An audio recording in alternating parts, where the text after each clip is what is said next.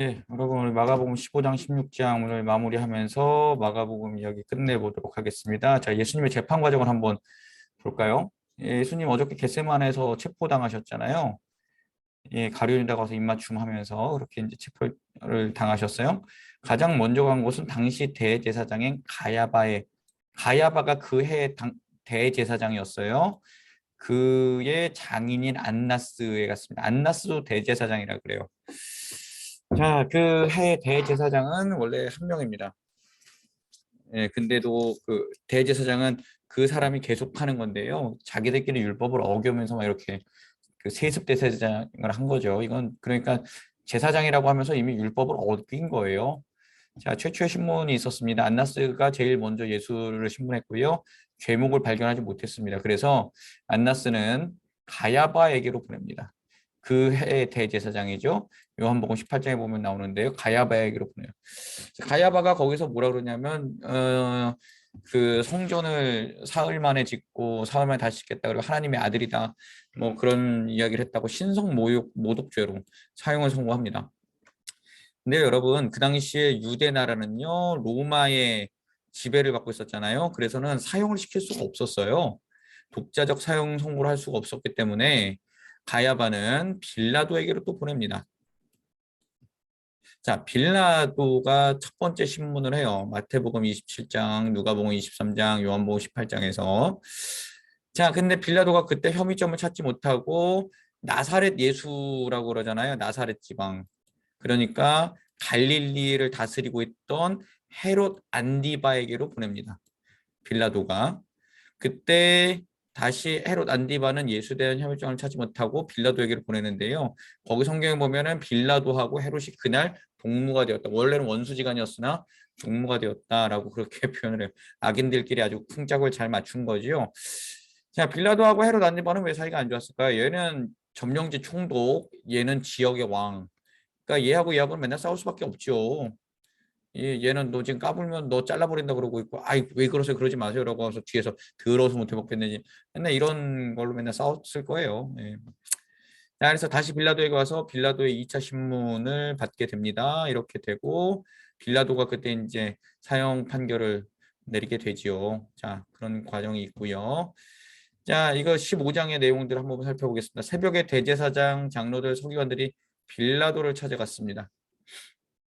자기들은 그리고 거기에 집에 안 들어가요. 빌라도의 집에. 그리고서는 사람을 보내서 이야기를 해요. 이러이러한 사건이 있으니 사형을 내려주시오라고 이야기를 하는데요. 이 이야기는 뭐냐면요. 6월절에 이들이 참여하기 위해서 그런 거예요. 이방인을 만나면 이방인의 집에 들어가도 부정하거든요. 내일 그 예수님 달리시는 그날이 이제 6월절인데요. 그 6월절 잔치 참여 못하면 안 되잖아요. 그러니까 자기들 먹고 마시기 위해서 그 빌라도의 법정까지 들어가지 않습니다. 자, 그래서 예수님한테 빌라도가 묻죠. 내가 유대인의 왕이냐? 예수님은 그렇다 라고 답을 하십니다. 그런데 여러분 아시다시피 예수님께서 이 요한복음에 보면은 다른 말씀 안 하세요. 왜 안 하시냐 하면 내가 내 나라는 이 땅에 속한 것이 아니다라고 그렇게 말씀하세요. 하나님의 나라는 사람들에게 심겨지고 사람들을 통해서 조금씩 확장되어 가는 거지 뭐 영토, 국민 주권 이렇게 해서 퍼져나가는 게 아니에요. 그러니까 우리가 꼭 잘 알아야 되는 것은요. 예수를 그리스도로 고백하는 사람이 교회고요. 그 모임이 교회고요. 그 예수를 구주로 고백하는 사람들의 그 모임이 확장됨으로 인해서 그런 사람들이 동의하는 사람들이 많아짐으로 인해서 하나님의 나라가 확장되고 전파되고 하나님의 나라가 충만하게 되는 거예요. 그러면서 하늘에서 이루어진 그 뜻이 이 사람들을 통해서 이 땅 가운데서도 이루어지는 거죠. 누굴 통해서요? 나를 통해서요. 예. 하나님의 나라는 그렇게 이루어져 가는 거예요. 내가 유대인의 왕이냐라고 했을 때 하나님께 순종하는 그 나라를 만들고 싶었던 거죠, 예수님은. 하나님에 의해서 통치되는 나라. 하나님의 뜻이 하나도 빠짐없이 가감없이 쭉쭉쭉쭉 전달되는 나라. 그래서 하나님이 생각하신 것이 이 땅 가운데 구현되는 것, 그것을 원하는 게 예수님의 뜻이었고 예수님이 오신 이유예요. 그러니까 빌라도하고 예수님하고는 정말 선문답을 주고받은 거죠. 빌라도의 질문, 네가 유대인의 왕이냐? 지금 이 땅을 다스리는 네가 그 존재냐? 라고 했을 때 예수님은 그렇다라고 했지만 이 개념은 완전히 달랐던 거예요. 우리가 그것을 꼭 기억해야 됩니다. 대제사장들을 계속 고발했어요. 에, 그랬더니 그 예수님은 아무 말도 안 하시지요. 빌라도가 이제 밀란이 일어날까 봐, 예수님이 죄가 없는 걸 알고 있었는데도 밀란이 일어날까 봐 그래도 한번 그 거래를 합니다. 전례에 따라서 예수를 놓아줄까, 밀란을 일으키고 그 중에서 살인죄로 구속된 바라바를 놔줄까라고 했을 때 사람들이 뭐라 그랬어요? 바라바를 놓으라 그러죠. 이 며칠 전에 이게 금요일날 새벽이거든요. 금요일날 새벽인데 그 주님이 월요일날 종료주일날 들어오셨단 말이에요. 주일, 월, 화, 수, 목, 금 5일 전, 6일 전에 호산나 우리를 구원하소서 했던 사람들이 예수를 이 십자가에 못 박으소서라고 이렇게 막 변하죠. 예, 사람들은 자기 욕구, 욕망 안 채워지면은요. 언제 그랬냐는 듯이 그렇게 배반하는 경우가 많아요. 예수님을 향해서 우리 왕이 될 줄 알았는데 아니네. 저거 죽여버려야겠다. 더 큰 실망감이 들었던 거죠. 그래서 사람들은 대제사장과 장로들이 이렇게 선동을 하니까 거기에 놀아난 겁니다. 이 두치오라는 이탈리아 화가가 그린 그림인데요. 이 채찍질 당하는 예수님, 여기서 채찍을 들고 하고 있죠. 이 빌라도고요.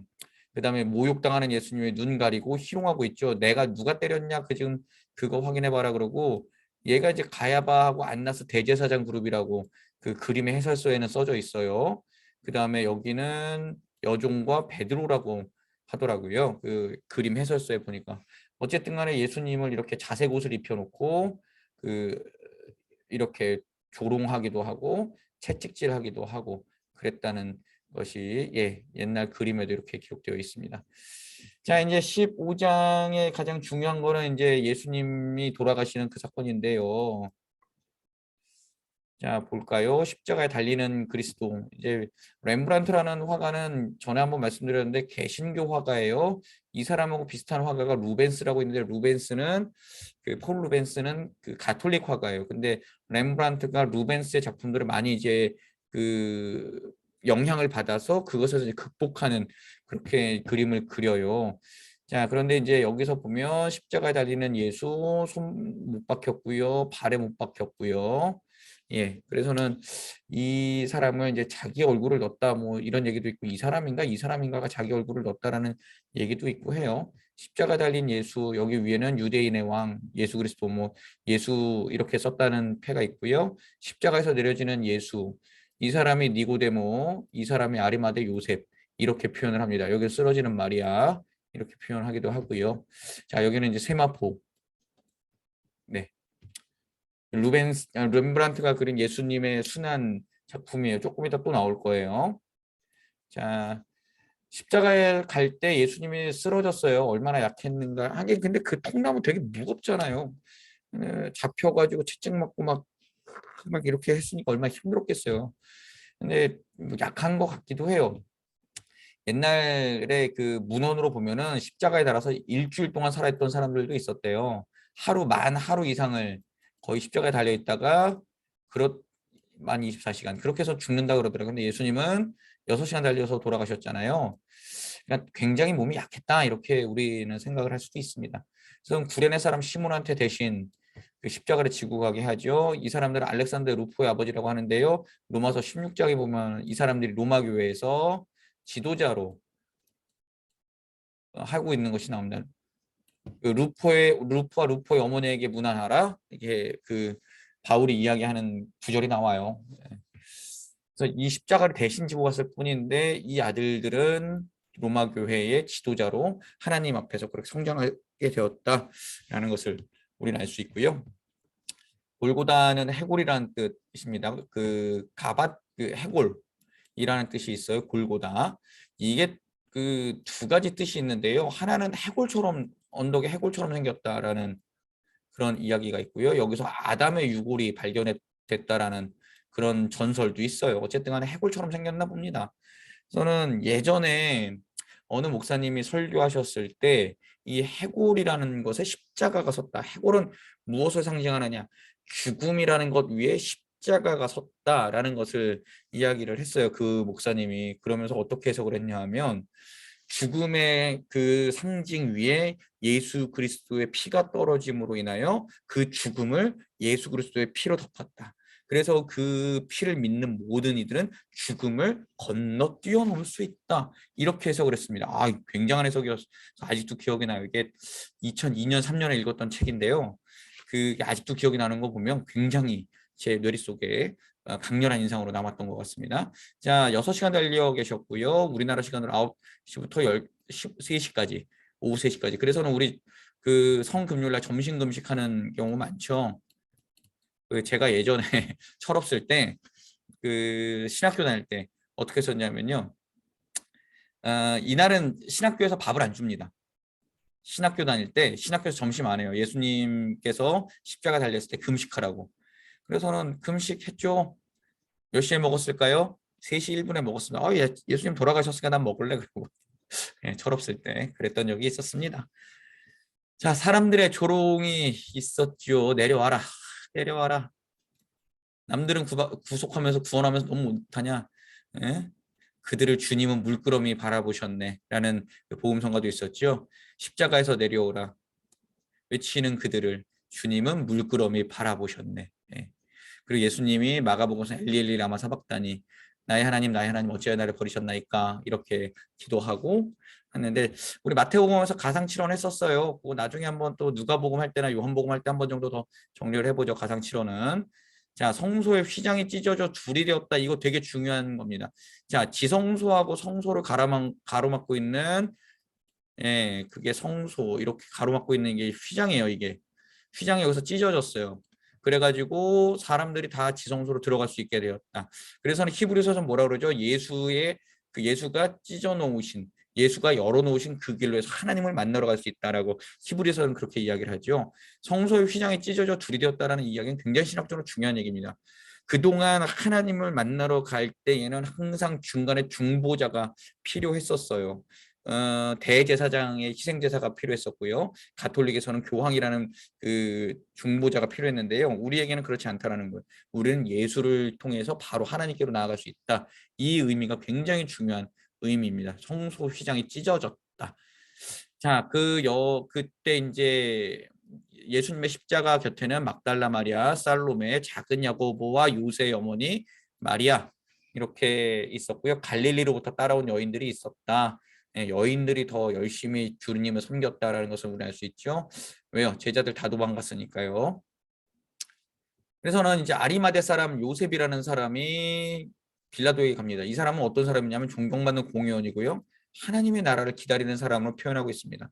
마가복음이 AD 약 70년에서 그 정도쯤 기록됐다고 그러거든요. 예수님 한 33년쯤 돌아가셨다고 치고 예수님 30년쯤 돌아가셨다고 치고 한 40년이 지나서 아리마대 사람 요셉이라는 그 이름을 기억하고 그 복음서에다 기록해 놨다는 거는요. 이 사람이 초대교회에서 굉장히 열심을 가지고 일을 했다라는 것을 우리는 알 수 있어요. 그리고 이 사람 이런 사람이었지만 이런 걸 다 포기하고 하나님의 나라를 추구하기 위해서 모든 것을 버리고 예수를 따르는 사람의 전형으로 우리는 그렇게 인식할 수 있어야 됩니다. 빌라도에게까지 가서 예수님의 시체를 달라고 요구할 정도로 이 사람은 돈과 권력이 있었던 사람이에요. 빌라도가 총독이잖아요. 그 당시 총독. 여러분 생각을 해보십시오. 그 땅을 다스리는 총독에게 가서 그 예수는 로마의 반역죄를 로마 입장에서는 내가 왕이다라고 했기 때문에 황제를 거스른 그 죄를 받아서 죽은 존재거든요. 근데 그런 존재를 반역죄를 저지른 존재의 시체를 달라고 할 정도로 빌라도에게 갔던 거는요. 이 아리마대 사람 요셉은 굉장한 권력을 가진 돈을 가진 영향력이 있는 사람이라고 우리는 볼 수 있습니다. 자, 그래서는 이 요셉은 그 유대 공동체에서 쫓겨났을 거예요. 그래서 아마 초대교회로 가서 초대교회에서 열심히 일을 했을 거라고 우리는 생각해 볼 수 있습니다. 빌라도 백부장을 불러서 물어본 다음에 예수의 시체를 내줬습니다. 요셉은 세마포에 싸서 바위에 판 무덤에, 다른 성경에 보면 새 무덤에, 아무도 쓰지 않은 무덤에, 자기를 위해 판 무덤에 넣었다라고 합니다. 원래 유대 무덤은요, 거기는 다 석회지려가지고 땅을 파고 난 다음에 시체를 묻어요. 그 다음에 그 덮어버려요. 그러니까 이게 길인지 동산인지 모를 정도로 거기다 또 회를 칠하거든요. 색칠도 하고요. 그러니까 여기가 무덤인지 길인지 혹은 어디인지 잘 모를 정도로 그렇게 무덤을 만드는데요. 새 무덤이었다라는 거는 이 요셉이 어쨌든 간에 자기를 위해서 굉장히 좋은 무덤을 준비해 놓고 있었지만 예수님을 위해서 드렸다. 우린 이렇게 생각할 수 있지요. 그리고 돌을 굴려서 무덤문을 막았습니다. 마태복음에 보면요. 대제사장하고 그 서기관 그룹들이 가서 군대를 거기다 주둔시켜서 예수의 시체를 못 훔쳐가게끔 그렇게 막아놨다라는 기록도 있습니다. 막달라 마리아와 요새 어머니 마리아가 그 무덤이 어디 있는지 가서 봤죠. 자, 이제 16장 계속 볼까요? 렘브란트의 그림 또 나오는데요. 예. 자, 이제 예수의 시체를 누입니다. 여기 세마포, 그다음에 여긴 동굴이지요. 예, 그래서는 예수의 시체를 이렇게 눕히는 장면이 있고요. 자, 예수님 부활하는 장면입니다. 천사가 돌을 들었고요. 예수님 부활하고 있고 경비병들 놀라가지고 막 도망가고 있습니다.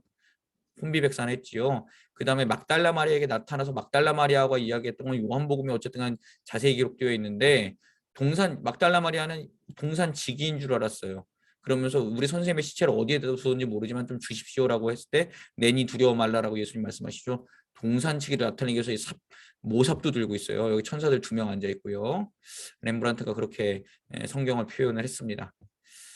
자, 부활 이야기 한번 좀 볼까요? 안식 후 첫날 해돋을 때 주일 아침입니다. 그래서는 우리는 그 안식일을 지키는 게 아니라 주일을 지키죠. 주님께서 부활하셨다고 해서 그래서는 우리는 주일을 지키게 됐습니다. 주일 아침에 부활하셨고요. 막달라 마리아와 야고보의 어머니 마리아와 살로메가 향유를 바르러 갔습니다. 그 무덤에 열심히 또 갔지요. 무덤에 갔더니 한 청년이 있었어요. 그랬더니 그 청년이 뭐라 그러냐면 그는 살아나셨고 갈릴리로 가셨다라고 이야기를 합니다. 그리고 나서 이제 막달라 마리아에게 보이셨어요. 그리고 막달라 마리아가 가서 그 사람들에게 말했습니다. 제자들에게 안 믿었다 그래요. 11절 그들은 예수께서 살아나셨다는 것과 마리아에게 보이셨다는 것을 듣고도 믿지 않았다. 제자들의 불신앙을 또 마가복음 대놓고 꼬집고 있죠. 자, 2사람이 시골로 가던 중이라고 하는데요. 이거 누가복음에 보면 어디로 갔었죠? 엠마오. 예, 엠마오로 가는 2제자. 거기서 그 성경을 풀어서 이야기하시고 떡을 떼어 주실 때 사람들의 눈이 밝아졌다라는 그 기록이 나오죠. 엠마오로 가는 2제자. 그리고 그들도 와서 예수를 만났다라고 이야기를 합니다. 11제자가 음식을 먹을 때 이거 요한복음에 자세하게 나오죠. 11제자 요한복음에 자세하게 나오는데 그때 하필이면 누가 없었을까요? 도마가 없었어요. 도마가 뭐라 그러죠? 그 못자국에 내 손가락을 넣어보고 창자국에 내 손을 넣어보지 않는 한 믿지 못하겠다. 그때 예수님이 탁 나타나셔서 도마야 넣어봐라. 아, 나의 하나님 내가 믿겠습니다. 이제 이렇게 고백을 하죠. 그러면서 예수님이 정말 멋진 말을 하시죠. 너는 보고서 믿느냐? 보지 않고 믿는 자들은 복되다. 이렇게 예수님이 말씀하셨던 것을 우리는 잘 알 수 있습니다. 자, 예수님 부활 그리고 부활하시면서 뭐라고 부탁을 하셨냐면요. 온천에 다니면서 복음을 전하라고 하셨고요. 믿고 세례를 받으면 구원을 받을 것이고 믿지 않으면 정죄받을 것이다 라고 예수님 말씀하셨습니다. 그리고 믿는 자들에게 따르는 표적은요. 귀신을 쫓아내고 새 방언을 말하고 독을 마셔도 괜찮고 병자를 고치고 그러니까 주님 나라에서 하나님 나라에서 이루어지는 것들을 너희들을 통해서 그대로 이루어갈 것이다 라는 것을 예수님 말씀하셨고 하늘에 오르셔서 하나님 우편에 앉으셨습니다. 그래서 제자들이 나가서 예수님을 두루 전해서 지금 우리에게까지 왔다라는 것을 자 우리는 알 수 있습니다. 와 여러분 우리 마가복음까지 다 했어요. 며칠이죠? 25일, 24일째 마가복음까지 다 읽었습니다. 굉장히 수고 많으셨고요. 내일은 누가복음 같이 할게요. 누가복음 또 1장부터 24장까지 마태 마가와 비슷하긴 하지만 조금은 다른 내용들이 있는데요. 그런 것들을 같이 한번 좀 나눠보는 또 귀한 시간 갖도록 하겠습니다. 감사합니다.